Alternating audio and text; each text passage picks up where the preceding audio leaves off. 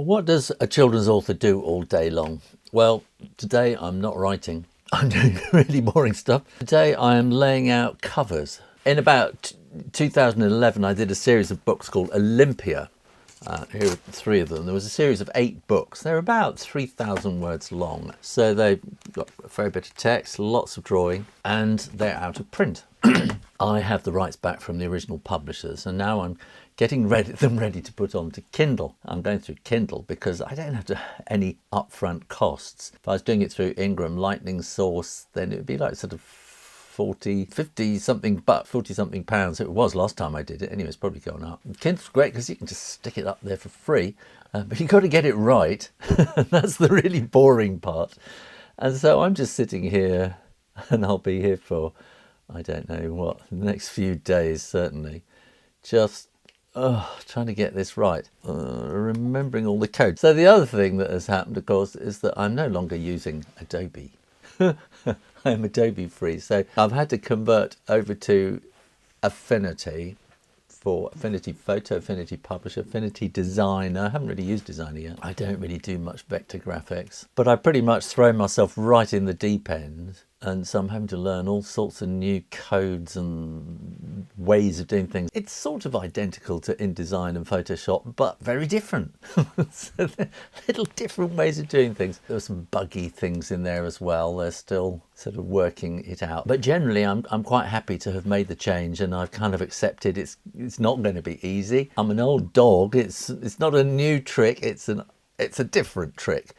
And it's changing those habits that's the really, really difficult bit. At the moment I'm in Affinity Publisher, and I've got this thing at the bottom which is a frame which I should be able to just change, I think. Can, just like that. Oh, that's pretty good. So I'll go to there. Oh, that was pretty easy. There, that's got it. And I want to check that it is in CMYK and colour. CMYK 8, that's okay, good. These little things which in Photoshop you just look up and go, it's in CMYK, and it's just not telling you. I mean, it probably is somewhere, but not obviously.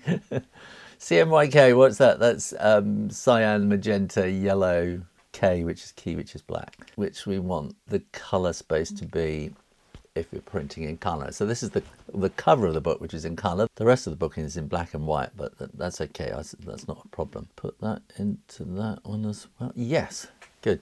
That's a nice little thing. You can just drop an effect from one layer to another. And Photoshop, as I remember, you had to bring down a file and sort of copy and paste, and yeah, that's a nice smooth little thing there.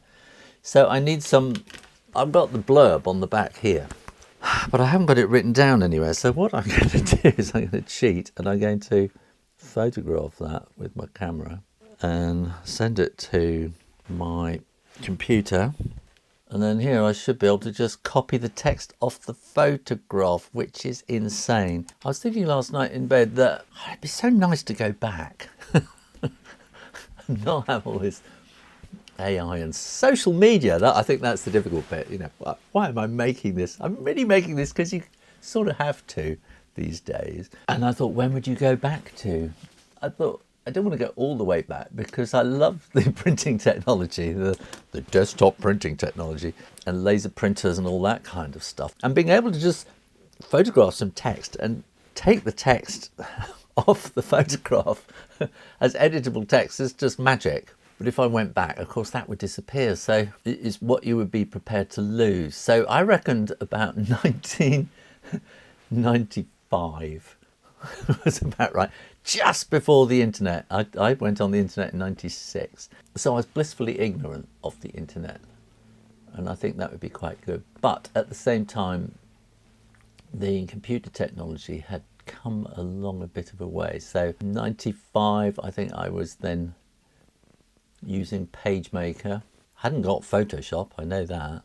But I think I was using the GIMP back then or something like that. So I was doing some kind of image manipulation. But it didn't really matter because we mainly do black and white stuff, which most of this is that I'm doing now. So this is just the cover, which is the difficult bit. Oh, goodness me. How did you do that? It just says Affinity Publisher would like to record this computer screen and audio. How did I do that? I'll have to look into that. That's very useful to know. Red very quickly turns into brown. And I need to change the title of the book, which is very obvious. So that's going to be Jump 4. I sent the first book to Kindle yesterday, and I thought, yeah, got that sorted. And then it came back and they said, oh, you got a spelling problem somewhere. And oh no, wait. And they said, we tried to help you by pointing out where mistakes might be. So I went into the whole thing. I couldn't find it anywhere. Went through the whole file looking for spelling mistakes, and actually did find one, but I thought that can't be it. And then I went back to their email again, and it said, and I thought, oh, what is that? I read it as there are spelling mistakes in this title, whereas actually they were saying spelling mistakes are in the title. So I went back and looked, and sure enough, I'd misspelt the title of the book in the book. So I changed that and I sent it all back again, and ta-da, it was fine. That first book is now actually published. Today I'm working through these covers.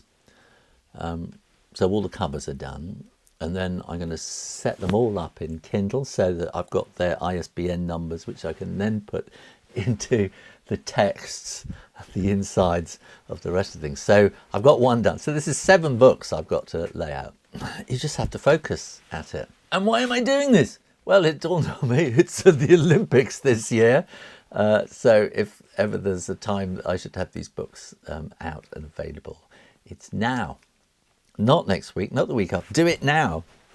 Even though in my mind I want to be writing. I want to be writing the 3rd book in the Generation Moon trilogy. But this has to come first. Try not to do these tweaks with Photoshop shortcuts and sometimes it's just, you have to go into Google and how do I do this? And it's there somewhere. But you just have to, it's repetition. Everything is repetition in software as well. And you just have to kind of learn and learn where everything is and how it's laid out. It looks pretty much the same, but it's different. And in the meantime, I just have to keep looking out at my chimney because I have jackdaws desperate to nest in my chimney this year. And so every now and then when they land on the chimney, I have to go out, go away. So far I've been successful, but I think I'm going to have to be doing this all summer. As each new brood they're going to want to find a new nest for, probably. So that's the interesting life of a children's author today. It was actually World Book Day last week here in the UK, and so all authors are going out to schools and all the children are dressing up. And it's so funny because I've kind of removed myself from that world recently for various reasons. It's kind of weird looking at it. The BBC make a big thing about it, and sort of various of my friends popping up on the news programmes and things in schools, surrounded by children in weird costumes. And I kind of felt, I'm glad I'm not there, because World Book Day was just totally mad. Children are so hyped up, you can't really get to do anything. Tomorrow I'm going to a library and I'm sort of doing drawing with some slightly older children, so they'll be 11 or something like that. I think I'm going to show them artwork from Generation Moon and talk about drawing and stuff. I did a similar visit in the library a couple of weeks ago. The children were bouncing off the walls. I don't know what the matter was. I did prepare what I was going to do, and I thought about it a lot, and I thought I can go this way and go that way. But what I wanted to do was just to grab an idea off the children and go with it and see what happened and draw that. So they all kind of looked at me. Oh, that's a pigeon. That's right. So they just kind of looked at me when I said, "So what are you doing at school at the moment?" I said, "Are you doing anything interesting?" "You're doing centimetres." So instantly my mind went to some terrible joke about I was sent to meet her. Ha ha. And they're too young for that. Then this little girl said, "Oh, we've been doing Lost and Found." Then one little girl said, "We've been doing a book called Lost and Found about a penguin who's lost and has got found." So, "Oh, that's fun. Do you want to pose as a penguin?" So she went and did that. So I sort of went and drew her as a sort of a penguin.